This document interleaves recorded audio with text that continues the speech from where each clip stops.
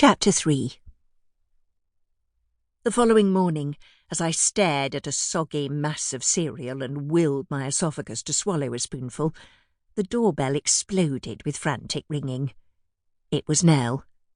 "Cass, you silly cow! Why the hell didn't you confide in me?" Probably because I was trying to come to terms with the situation before anybody else got wind of it, I replied, giving her a meaningful look.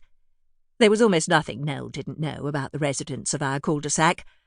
I'd been deluding myself, thinking the infidelity fiasco would go unnoticed.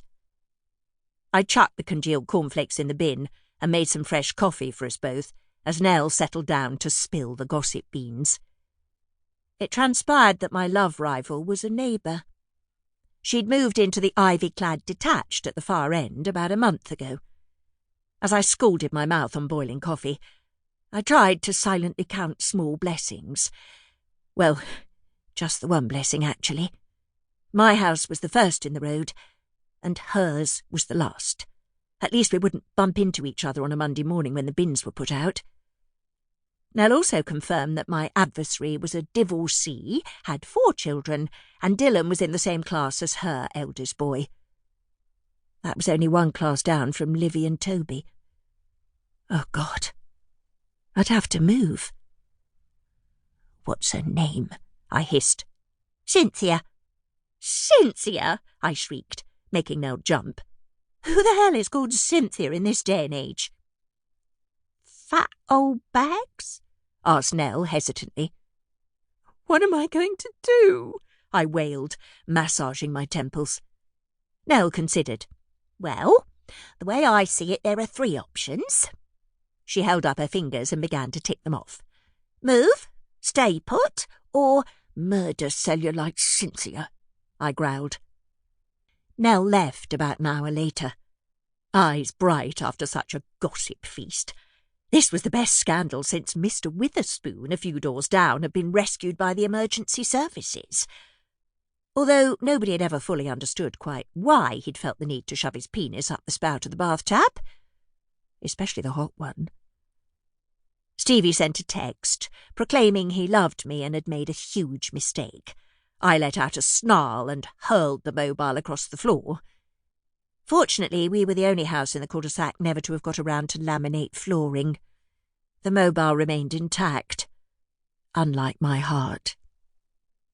Settling down with a notepad and pen, I made some financial calculations, essential if one was seriously considering going it alone, and happily discovered I was not necessarily financially dependent upon Stevie.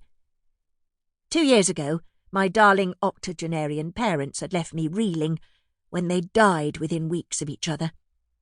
As their only daughter, they had bequeathed me the entirety of their worldly goods, which, although modest, was not to be sniffed at. The money had been sitting quietly in an account, earning a tidy bit of interest. If I was thrifty, it could easily support the twins and myself for a while, at least until things were properly sorted out with Stevie. On the pretext of wanting an early night, I was in bed soon after Livy and Toby. In truth, I needed to privately release a torrent of weeping. Burying my face in the pillow to mute my howls of anguish, I wondered what Stevie and Cynthia were doing right now. Were they curled up together on the sofa watching telly? Cuddling? Kissing? Even worse, at it? The pain was so acute I thought it might dislodge my heart. I eventually sank into a tortured, mixed-up dream where, like Cynthia, I was sitting astride Stevie. Instead of groaning orgasmically, I was yelling, "Liar! Liar! Liar!" As I pneumatically bounced around, Stevie morphed into my love rival. "Bitch! Tart! Homewrecker!" I shrieked, lashing out with my fists. She grabbed me by the shoulders and shook me furiously. "Cow!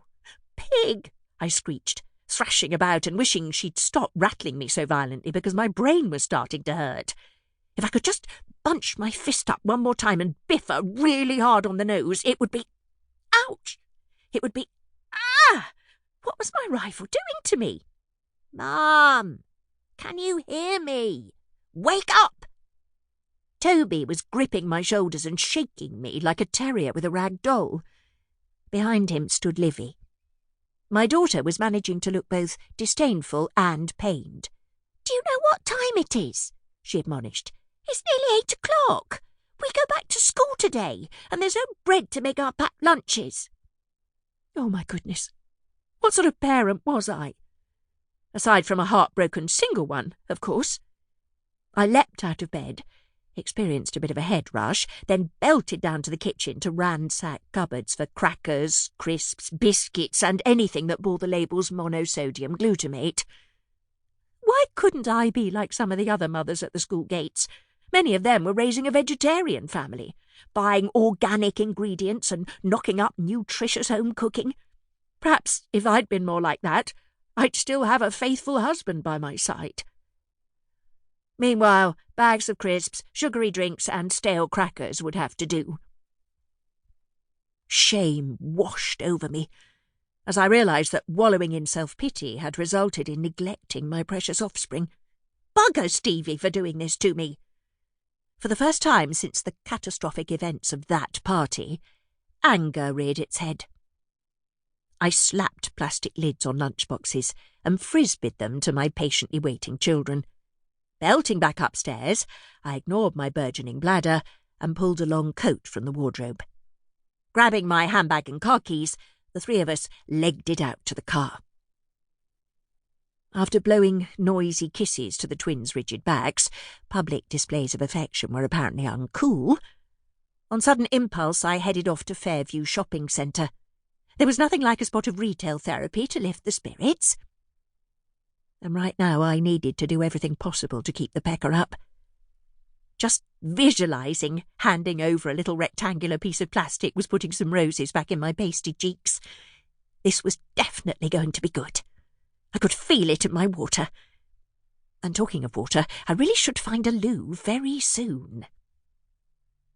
Inside the shopping mall, distraction was immediate in the form of glittery denim jeans in the window of River Island. Low-rise, belted and bootlegged, they'd look absolutely terrific on an 18-year-old. I was a battle-worn 39, feeling furiously rebellious. I strode into the disco-lit interior where blaring music instantly assaulted my eardrums. Businesslike, I began moving around the shop floor, loading up. It was hot work. 10 minutes later, I flung the garments over my shoulder and shrugged off my heavy winter coat. Instantly refreshed, I headed off to the fitting room, vaguely aware that 2 teenagers were regarding me with ill-concealed amusement. When I swished the fitting room curtain aside with a flourish, the reason for the girls' mirth was apparent. My reflection, caught in a full-length mirror and lit in a blaze of downlighting, revealed a white-faced, black-eyed woman, clad in nothing but a nightdress. I groaned and sank to the floor in mortification. At that moment, I hated Stevie. How could I have let him reduce me to this?